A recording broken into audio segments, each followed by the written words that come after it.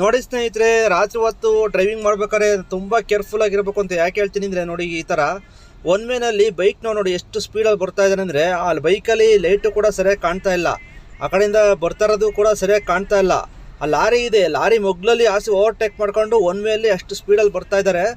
In case ಏನಾದ್ರು ನಾವೇನಾದ್ರೂ ಈ ಕಾರ್ನ ಓವರ್ಟೇಕ್ ಮಾಡೋದು ಅಂದ್ಬಿಟ್ಟು ಏನಾದ್ರು ಲೆಫ್ಟ್ ಸೈಡಿಗೆ ಹೋಗಿದ್ರೆ ಏನಾಗ್ತಿತ್ತು ಹೇಳಿ? ಈ ಥರ ಕೇರ್ಲೆಸ್ ಆಗಿ ಬರೋ ಜನಗಳೆಲ್ಲ ತುಂಬ ಜನ ಇರ್ತಾರೆ. ಅದರಲ್ಲೂ ರಾತ್ರಿ ಹೊತ್ತಂತೂ ಯಾರು ಹೇಳೋರಿಲ್ಲ ಕೇಳೋರಿಲ್ಲ ಅಂದ್ಬಿಟ್ಟು ಹೆಂಗೆ ಬೇಕಂಗೆ ನುಗ್ತಾ ಇರ್ತಾರೆ. ಅದರಲ್ಲೂ ಕೆಲವೊಂದು ಏರಿಯಾದಲ್ಲಂತೂ ಬೆಂಗಳೂರಲ್ಲಿ ತುಂಬಾ ಕಷ್ಟ. ಅವ್ರಿಗೇನು ಯಾವುದು ರೂಲ್ಸು ರೆಗ್ಯುಲೇಷನ್ ಏನೂ ಇರೋಲ್ಲ, ಯಾರು ಹೇಳೋರಿಲ್ಲ ಕೇಳೋರಿಲ್ಲ ಅಂದ್ಬಿಟ್ಟು ಹೆಂಗೆ ಬೇಕಂಗೆ ನುಗ್ತಾ ಇರ್ತಾರೆ.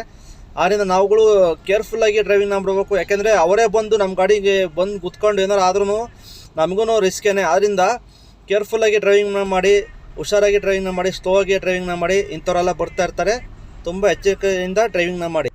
ಮತ್ತು ಯಾರೇ ಆದ್ರೂ ಅಷ್ಟೇ, ಬೈಕ್ನವರಾಗಲಿ, ಆಟೋದವರಾಗಲಿ, ಕಾರ್ನವರಾಗಲಿ, ಯಾರೇ ಆದರೂ ಅಷ್ಟೇ ಈ ಥರ ತಪ್ಪನ್ನ ಮಾಡೋಕ್ಕೆ ಹೋಗಬೇಡಿ.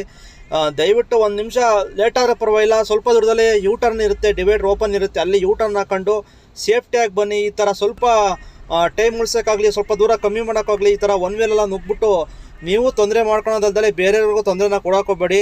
ದಯವಿಟ್ಟು ಈ ಥರ ಯಾರೂ ಕೂಡ ತಪ್ಪನ್ನ ಮಾಡೋಕ್ಕೋಗ್ಬೇಡಿ. ಸುಮ್ಮನೆ ಜೀವನ ಜೊತೆ ಆಟ ಆಡೋಕೆ ಹೋಗ್ಬೇಡಿ.